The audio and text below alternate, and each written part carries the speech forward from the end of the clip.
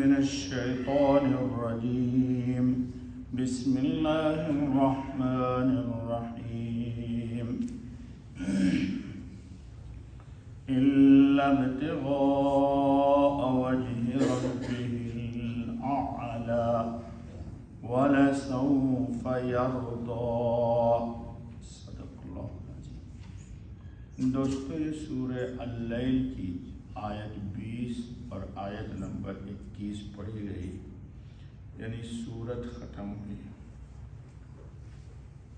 پچھلی آیت میں آپ کے سامنے بات آئی تھی کہ سیدنا ابوبکر صدیق رضی اللہ تعالی عنہ نے زبردست قربانی دی تھی، جان کی، مال کی۔ اللہ رب العالمین نے ان کے مناقب و فضائل میں یہ آیتیں نازل کی۔ حکم عام ہے لیکن شان نزول خاص ہے۔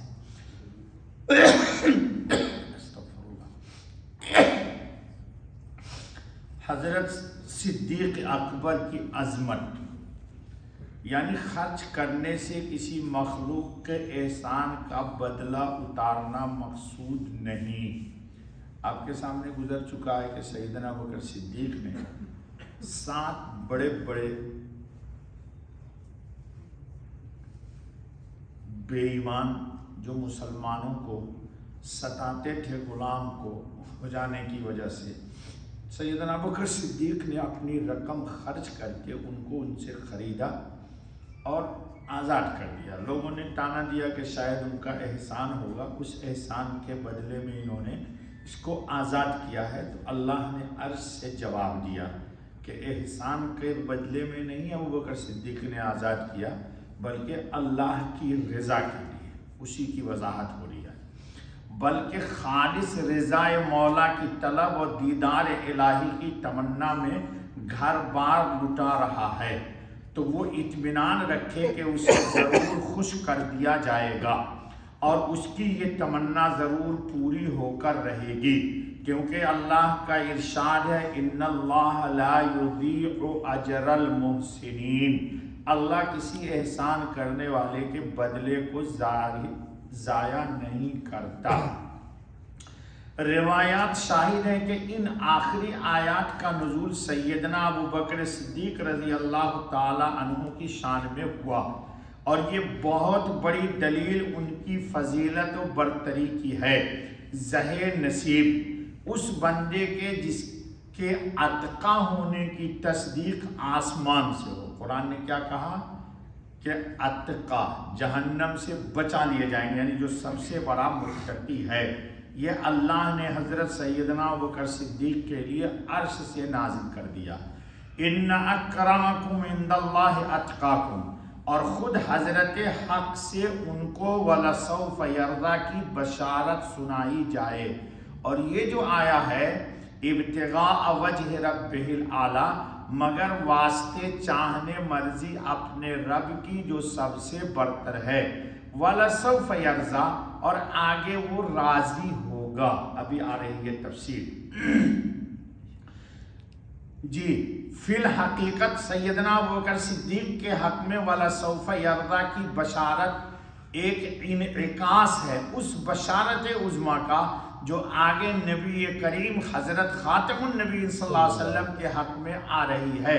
قرآن نے حضور کے لیے فرمایا وَلَسَوْفَ يُعْتِيكَ رَبُّكَ فَتَرْضَىٰ، اے محمد صلی اللہ علیہ وسلم خاتم النبیین، ہم قیامت میں آپ کو اتنا امت کے حق میں عطا کریں گے کہ آپ خوش ہو جائیے گا۔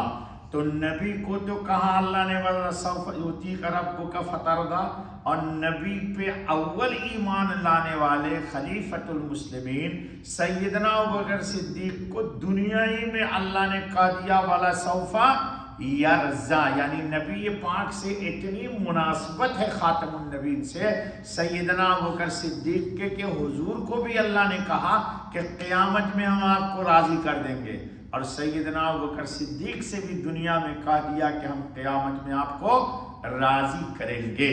روایت سے ثابت ہے کہ سیدنا ابوبکر صدیق جب اسلام میں داخل ہوئے تو اس وقت وہ قریش میں بڑے ہی مالدار تھے اور ان کا شمار اہل مکہ کے بڑے تاجروں میں ہوتا تھا۔ اسلام لانے کے وقت 40,000 درہم یا دینار کے مالک تھے۔ ذرا کان کھول کے سنیے، سب اسلام کی راہ میں خرچ کر ڈالا، 1-2 پیسہ نہیں۔ اور خلیفہ ہونے کے بعد خود انہوں نے اپنا وظیفہ مقرر فرمایا، یعنی سارا مال اللہ کے راستے میں خرچ کر دیا۔ تو اپنا ذاتی مال کھانے کے لیے بھی نہیں تھا، تو بیت المال سے جس طرح سب لوگوں کو اسلام میں وظیفہ ملتا، سیدنا ابوبکر صدیق نے بھی اپنا وظیفہ مقرر فرمایا۔ وہ صرف 2 درہم یومیہ تھا، ایک دن میں 2 درہم۔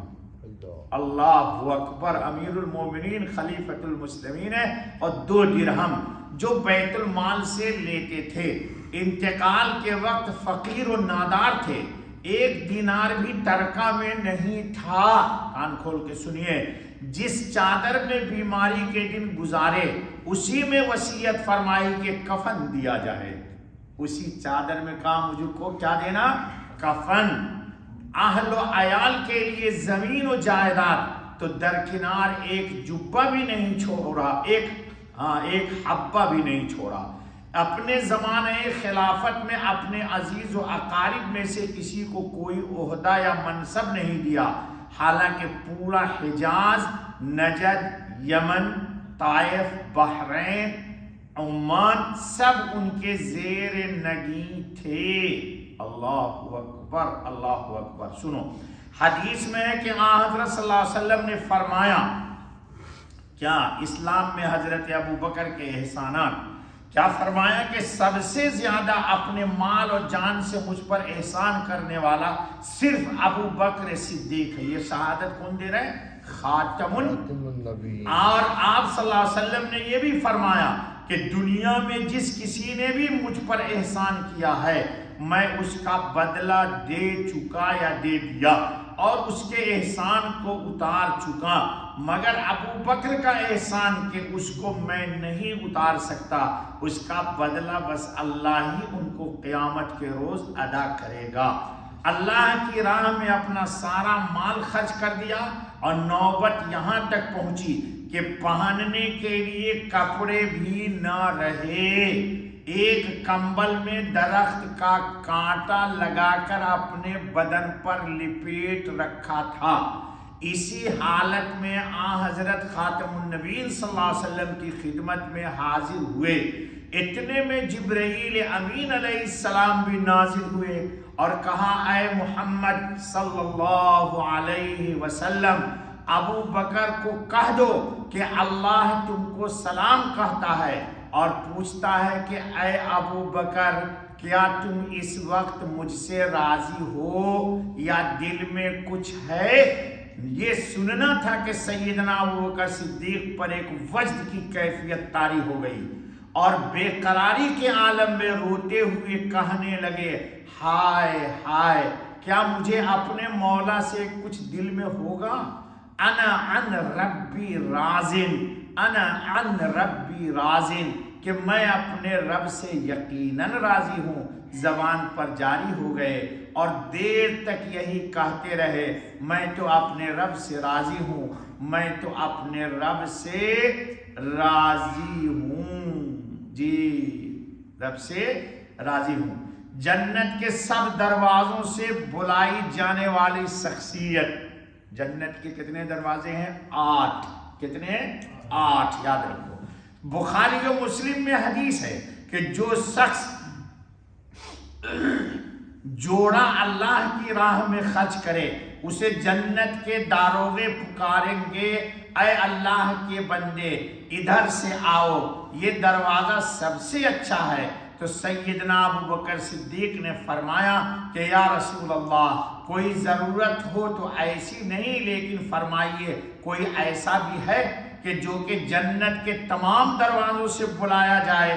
حضرت خاتم النبیین محمد الرسول اللہ صلی اللہ علیہ وسلم نے فرمایا، ہاں ہے، اور مجھے خدا سے، اللہ سے امید ہے کہ تم ابو بکر انہی میں سے ہو جن کو جنت کے 8 دروازوں سے کہا جائے گا آ جاؤ آ جاؤ آ جاؤ۔